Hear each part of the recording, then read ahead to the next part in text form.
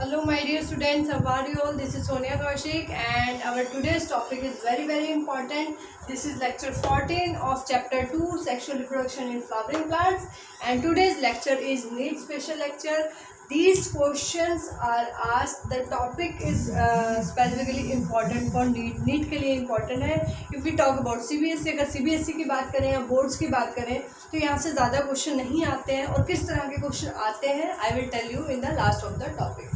Alright, so let's start our topic. आज हम करेंगे स्टूडेंट्स ओव्यूल का स्ट्रक्चर करेंगे, टाइप्स करेंगे उसके and then we will talk about polygonum embryo sac. ठीक है, that is the most common type of embryo sac. So सबसे पहले स्टूडेंट्स ये है टाइप्स ओव्यूल के, ये है मेन स्ट्रक्चर ओव्यूल का और ये टाइप्स. तो वन बाय वन अभी हम सभी को डिस्कस करेंगे. सो कम हियर, पहले इस टॉपिक पे आएंगे students. It is a structure of typical anatropous ovule. Common structure जो ओव्यूल का रहता है ये वो कॉमन स्ट्रक्चर है स्टूडेंट्स. देखिए इस पार्ट को हाइलम कहते हैं, ये फ्यूनिकल है और ये क्या है, ये चैलेजल एंड है, चैलेजल एंड इसको कहेंगे. ठीक है, और ये क्या है, एम्ब्रियो सैक, एम्ब्रियो सैक कहेंगे इसे हम. ठीक है, और दीज आर इंटेगुमेंट्स. ये क्या है, इंटेगुमेंट्स. ठीक है, ये भी इंटेगुमेंट्स है. अगर हम इनकी बात करें ये भी क्या है, ये आउटर इंटेगुमेंट, ये इनर. तो ये क्या है, इंटेगुमेंट्स. ऑलराइट स्टूडेंट्स, इनको इंटेगुमेंट्स कहेंगे. ये जो रीजन रहता है इनर इंटेगुमेंट और एम्ब्रियो सैक के बीच में, इसे हम कहते हैं न्यूसिलस. न्यूसिलस. ठीक है, न्यूक्लियस नहीं, न्यूसिलस, इसको हम इस रीजन को कहते हैं. और इस एंड को स्टूडेंट्स, यहाँ इस एंड को कहा जाता है माइक्रोपाइलर एंड. Micropylar and.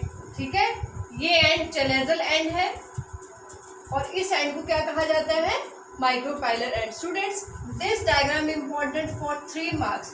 ये डायग्राम आता है 3 मार्क्स के अंदर. ये एनाटोमस ओव्यूल का स्ट्रक्चर है.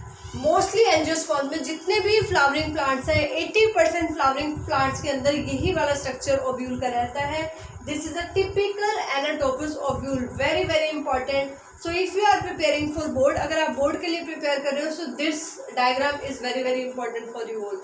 ठीक है, बोर्ड में सिर्फ यहाँ तक आता है. अब आगे का जो हम टॉपिक लेने जा रहे हैं थोड़ा डिटेल में, दैट द क्वेश्चन आज जनरली इन नीट. ठीक है, तो ओव्यूल का आपको एक बेसिक सा स्ट्रक्चर समझ आ गया स्टूडेंट्स. इसे हाइलम कहते हैं, दिस इज फ्यूनिकल. ये ब्रीच में एम्ब्रियो सैक, एम्ब्रियो सैक के बाहर जो कवरिंग है इनको हम इंटेगुमेंट्स कहते हैं. ठीक है, और इंटेगुमेंट्स और एम्ब्रियो सैक के बीच में जो स्पेस है दैट इज कॉल्ड न्यूसिलस. नीचे वाले एंड को जिस तरफ एंटीपोडल सेल रहते हैं स्टूडेंट, देखिए अगर हम सेल्स बनाए, यहाँ 3 एंटीपोडल सेल होती है, तो एंटीपोडल सेल जिस साइड होंगी उस एंड को चैलेजल एंड कहेंगे.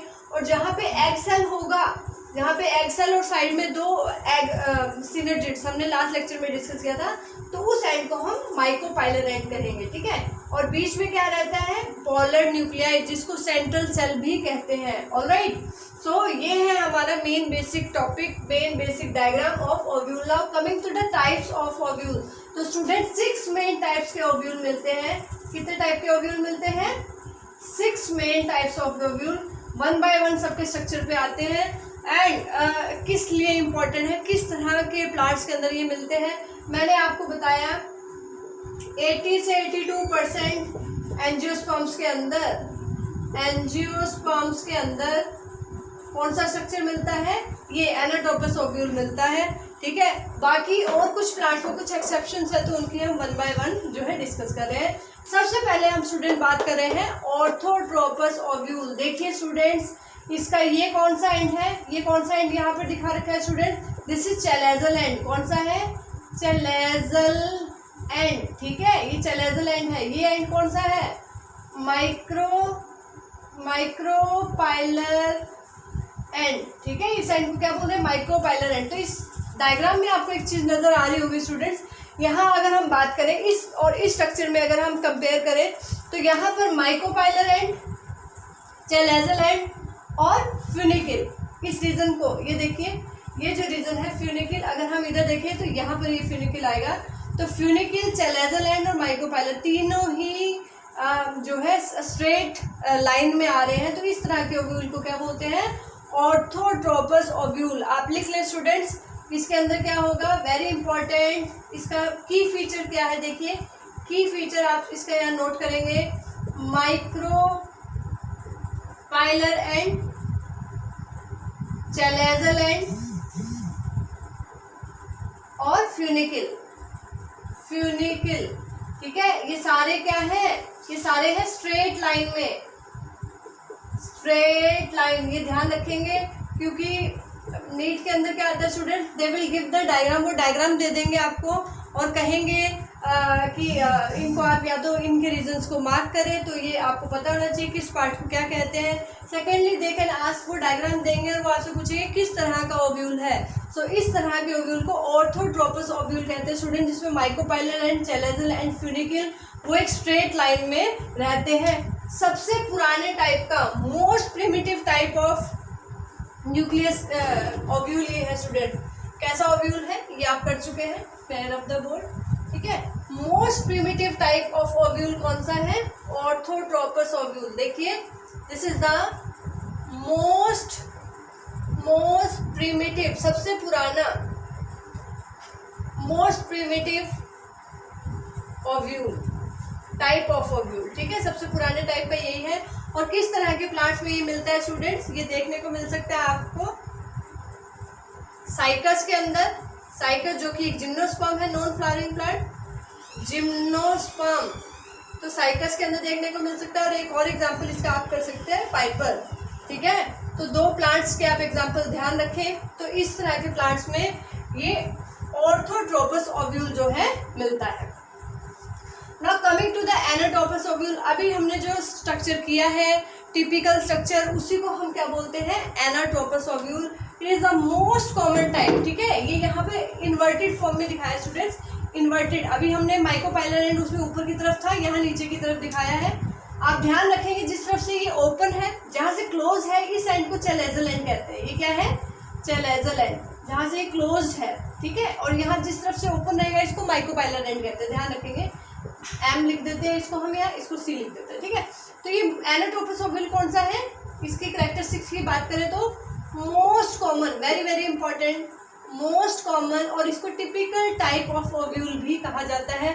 मोस्ट कॉमन टाइप का ओव्यूल है। इसमें ओव्यूल जो है 180 डिग्री पर टर्न हो गया, क्योंकि अभी हमने जो बेसिक स्ट्रक्चर किया था उसमें हमने डायग्राम में हमने इस तरीके का स्ट्रक्चर किया था, ठीक है। माइक्रोपाइलर एंड यहाँ था और चैलेजल एंड यहाँ पे था, लेकिन ये पूरा का पूरा ही इन्वर्ट हो गया। देखिए मतलब जो स्ट्रक्चर ऊपर की तरफ था वो पूरा नीचे आ गया है। तो ये कितना 180 डिग्री टर्न हो जाएगा, ये 180 डिग्री एंगल जो है पूरा का पूरा टर्न हो जाएगा, इन्वर्ट हो जाएगा स्टूडेंट्स, ठीक है। And it is the most common type. Most 82% angiosperms के अंदर, एंजियोस्पर्म्स यानी कि फ्लावरिंग प्लांट्स, उनके अंदर इसी तरह का स्ट्रक्चर जो है मिलता है, ठीक है।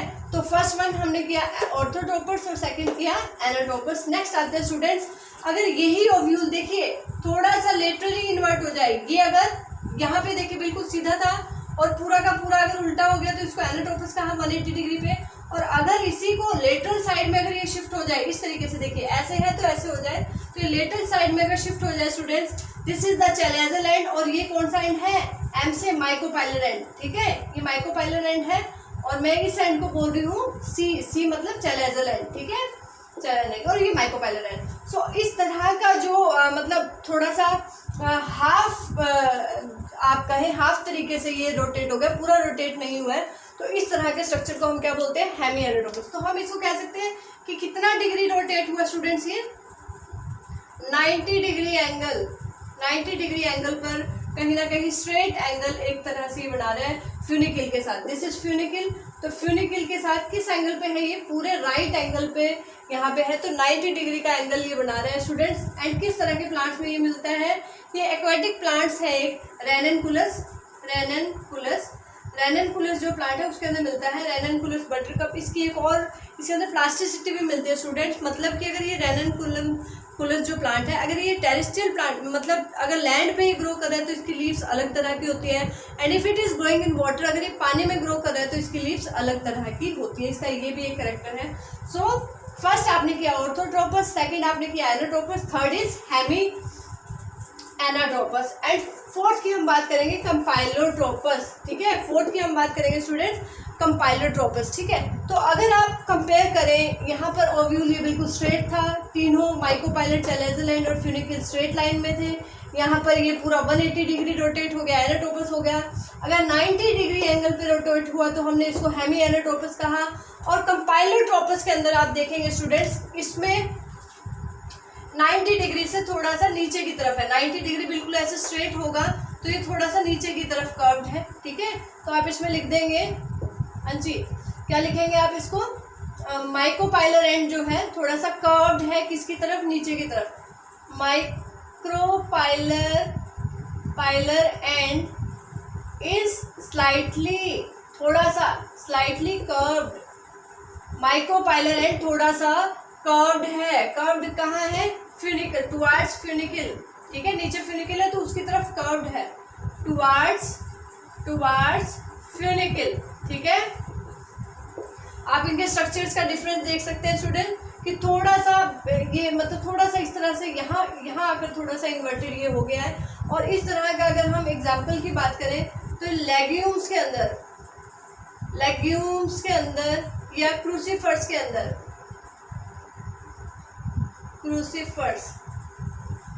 क्रूसीफर्स या लेग्यूम्स के अंदर जो है इस तरह का स्ट्रक्चर देखने को मिलता है। कंपाइलोट्रोपस कम है लेकिन प्लांट की कुछ एंजियोस्पर्मिक फैमिलीज के अंदर ये प्रेजेंट है। नेक्स्ट हम बात करें एम्फीट्रोपस की। देखिए स्टूडेंट्स, यहाँ पर एम्ब्रियो का, दिस इज एम्ब्रियो, ठीक है, ये एम्ब्रियो सैक है। एम्ब्रियो सैक कैसी शेप का हो गया है, होर्स-शू शेप। एम्फीट्रोपस वेरी इंपॉर्टेंट, इसमें कैसा रहेगा, लिख लें आप स्टूडेंट, होर्स-शू शेप, ठीक है। होर्स-शू शेप का एम्ब्रियो हो जाएगा इसके अंदर। एम्ब्रियो कैसा है, होर्स-शू शेप का एम्ब्रियो हो जाएगा स्टूडेंट्स इसके अंदर। और एम्ब्रियो के साथ साथ ओव्यूल भी थोड़ा सा कर्व्ड है। देखिए ओव्यूल भी थोड़ा सा कर्व्ड है। तो अगर आप ध्यान से इन डायग्राम्स को ऑब्जर्व करेंगे student, they all have some differences. तो इसका सबका एक ना एक की पॉइंट रहेगा। जैसे यहाँ पे तीनों एक स्ट्रेट लाइन में, माइक्रोपाइलट, चैलेंजल एंड एम्ब्रियो सैक यहाँ पे स्ट्रेट लाइन में रहेंगे, ठीक है। यहाँ पे पूरा 180 डिग्री इन्वर्ट हो गया, ऊपर से बिल्कुल नीचे आ गया, यहाँ लेटरली 90 डिग्री पर आ गया, यहाँ स्लाइटली कर्व्ड है, और यहाँ बिल्कुल वो होर्स-शू शेप जो है उसने स्ट्रक्चर जो है अपना ले लिया है। तो इस तरह का एम्फीट्रोपस जो हमें मिलता है स्टूडेंट्स, वो हमें मिलता है किसमें, ये मिलता है, एग्जांपल हम इसका करें, पॉपी प्लांट।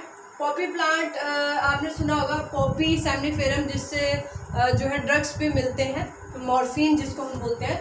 तो पॉपी प्लांट इसका एक एग्जांपल है, एक लेमना, ठीक है। पॉपी और लेमना के अंदर इस तरह का मिलता है। नेक्स्ट लास्ट इज सिरकोनो, सिरकोनोट्रोपस ओव्यूल जिसको बोलते हैं, वेरी वेरी इंपॉर्टेंट। ये ओपनशिया यानी कि जो कैक्टस होते हैं, कैक्टस अगर आपने देखा हो डेजर्ट एरिया में जो प्लांट ग्रो करते हैं कैक्टस वगैरह, उनके अंदर इस तरह का प्लांट जो है मिलता है। और ये कितना रोटेट हुआ है, वेरी इंपॉर्टेंट, 360 डिग्री एंगल पर, 360 डिग्री एंगल पर रोटेट होता है। तो इसको क्या बोलते हैं, सिरकोनोट्रोपस ओव्यूल जो है बोलते हैं। तो स्टूडेंट्स, सबसे पहले हमने करना है स्ट्रक्चर ऑफ ओव्यूल। अगर आप बोर्ड के लिए प्रिपेयर करें, दोबारा बता रही हूँ, तो हमने सबसे पहले यहाँ डायग्राम बनाया था टिपिकल एनाट्रोपस ओव्यूल, वो आपका बोर्ड के लिए इम्पोर्टेंट है, ठीक है।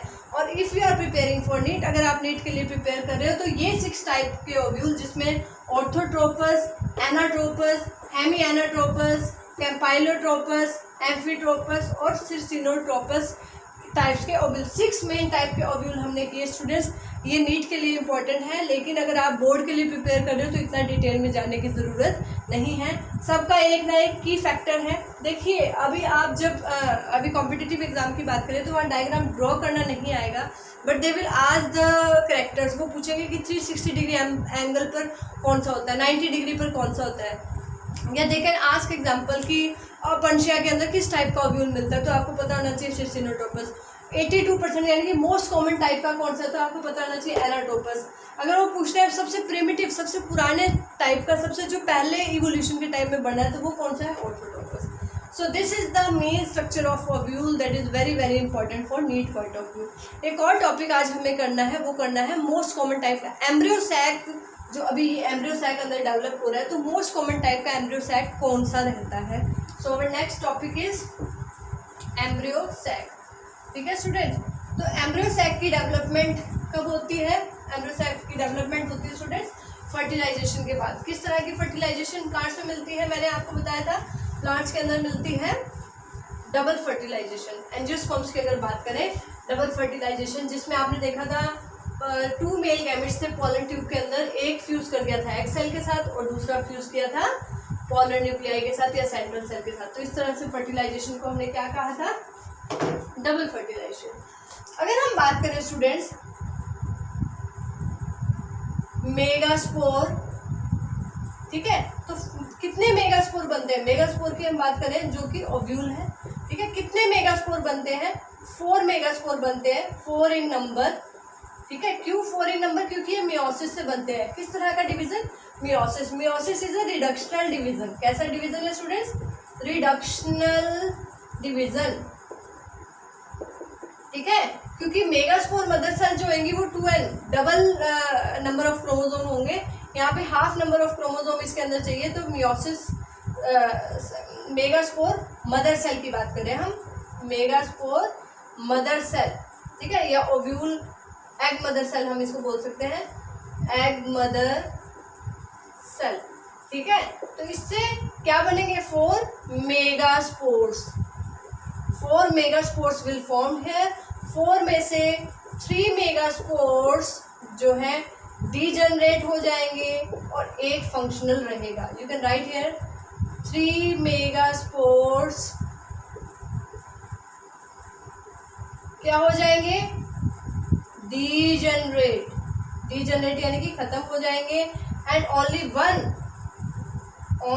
One let me change the marker, only one megaspore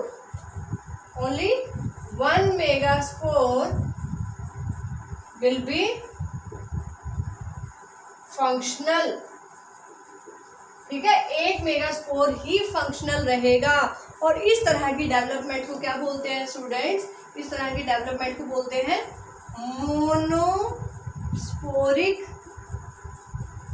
monosporic development, क्योंकि एक ही मेगास्पोर बना। और ज्यादातर एंजियोस्पर्म में इसी तरह की डेवलपमेंट पाई जाती है। अब हम बात करें, हमने एम्ब्रियो सैक की डेवलपमेंट भी देखी, जिसमें किस तरीके से वो जो है 7 सेल्ड एंड 8 न्यूक्लियाई स्टेज। अगर हम बात करें, दोबारा आपको रिमाइंड करा देते हैं स्टूडेंट स्ट्रक्चर। ठीक है, ये किसका स्ट्रक्चर है? मैच्योर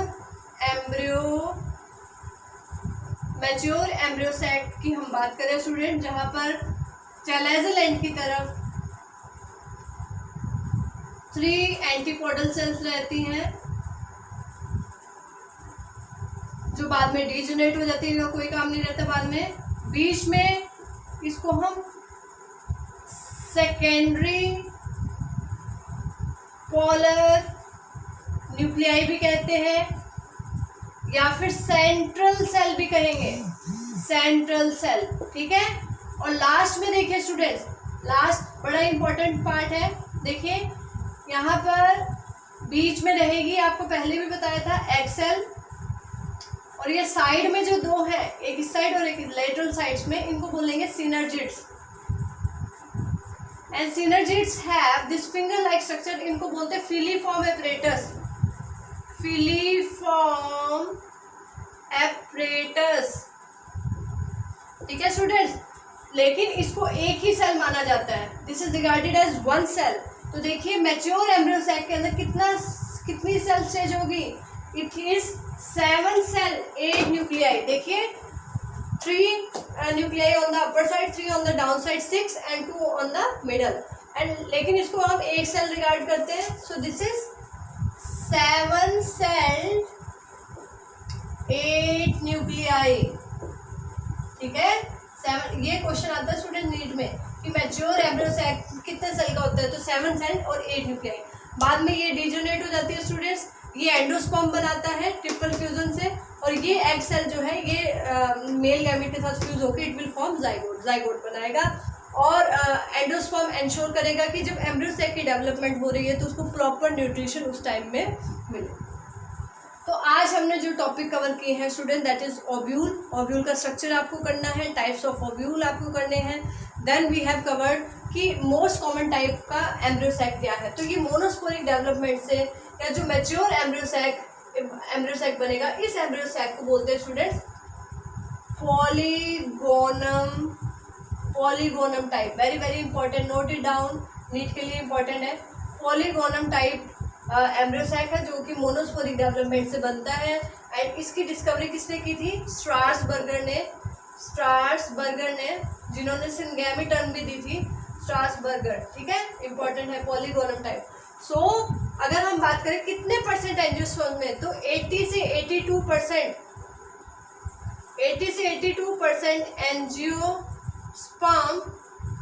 एंजियोस्पर्म फैमिलीज, यानी कि जो फ्लावरिंग प्लांट्स हैं उनकी फैमिलीज में ज़्यादातर यही टाइप का एम्ब्रियो सैक बनता है। मोनोस्पोरिक डेवलपमेंट ही ज़्यादातर देखने को मिलती है। Out of 4 megaspore only 1 megaspore will be functional. So this topic is today's lecture is very very important. This is lecture number 14 and इससे पहले जो हमारा लेक्चर हुआ है लेक्चर नंबर 13 एंड 14, ये दोनों नीट के लिए बहुत ही इंपॉर्टेंट है। Now in our next upcoming lectures, अब हम नेक्स्ट लेक्चर में डिस्कस करेंगे ह्यूमन रिप्रोडक्शन, और उसके बाद एक और हमारा चैप्टर है दैट इज रिप्रोडक्टिव हेल्थ। जो हमारा ये पूरा चैप्टर हो जाएगा, after that we will again come to the MCQ questions and what previous year question will be asked. तो तब अगर कोई और टॉपिक अगर हमें डिस्कस करना है और reproduction in flowering plant, so we will discuss later on जब हमारा यूनिट जो है कंप्लीट हो जाएगा। ठीक है students, so lecture 15 will be your basic lecture of human reproduction.